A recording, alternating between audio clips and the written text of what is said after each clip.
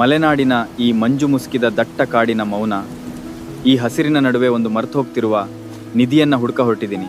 ಅದೇ ನಮ್ಮೂರಿನ ಮುರುಗನ ಹುಳಿ. ಮಳೆಗಾಲ ಶುರುವಾಗ್ತಿದ್ದಂತೆ ಈ ಕಾಯಿಗಳು ಹಣ್ಣಾಗಕ್ಕೆ ಶುರುವಾಗುತ್ತೆ. ಹಿಂದೆ ಇದು ಮಲೆನಾಡು ಜನರ ಚಿಕ್ಕ ಆದಾಯದ ಮೂಲ.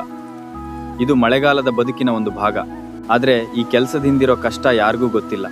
ಕಾಡಲ್ಲಿ ಹೆಜ್ಜೆ ಇಡ್ತಿದ್ದಂತೆ ಇಂಬಳ ಕಾಟ, ಹೋದ ಕಡೆಯೆಲ್ಲ ಸೊಳ್ಳೆಗಳ ಮುತ್ತಿಗೆ, ಇವುಗಳ ಜೊತೆ ಹೋರಾಡ್ತಾನೆ ಈ ಮರ ಹತ್ತಿ ಕಾಯಿ ಕೊಯ್ಯೋದು ಹರಸಾಹಸ.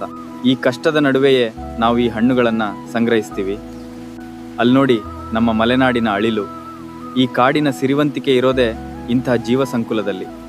ಕಾಡು ನಮಗೆ ಅನ್ನ ಕೊಟ್ಟರೆ ನಾವು ಈ ಕಾಡನ್ನು ಉಳಿಸ್ಬೇಕಷ್ಟೆ. ಮನೆಗೆ ತಂದ ಮೇಲೆ ಆ ಒದ್ದೆಯಾದ ಕಾಯಿಯನ್ನು ಹೊಗೆಯಲ್ಲಿ ಹಾಕಿ ಹದವಾಗಿ ಒಣಗಿಸಿ ಕಪ್ಪಗಾಗಿಸ್ಬೇಕು. ಆ ಮಳೆಯಲ್ಲಿ ಆ ಹೊಗೆಯ ಉಸಿರ ನಡೆಯೋ ಸಂಸ್ಕರಣೆ ಅದೊಂದು ದೊಡ್ಡ ಸಾಹಸ. ಇದ್ರ ಬೀಜದಿಂದ ಮುರುಗನ ಎಣ್ಣೆ ತೆಗಿತಿದ್ರು. ತುಪ್ಪದ ಹಾಗೆ ರವೆ ರವೆಯಾಗಿರೋ ಆ ಎಣ್ಣೆಯ ರುಚಿ ಅತ್ರಾಸ ತಿಂದವರಿಗೆ ಗೊತ್ತು. ಇವತ್ತು ಆ ಪರಂಪರೆನ ನಾವು ಮರ್ತ್ಬಿಟ್ಟಿದೀವಿ. ಈ ನಮ್ಮ ಪ್ರಯತ್ನ ನಿಮ್ಗೆ ಹೇಗನ್ನಿಸ್ತು ಅಂತ ಕಮೆಂಟಲ್ಲಿ ತಿಳಿಸಿ. ನಮಸ್ಕಾರ, ಮತ್ತೆ ಸಿಗೋಣ.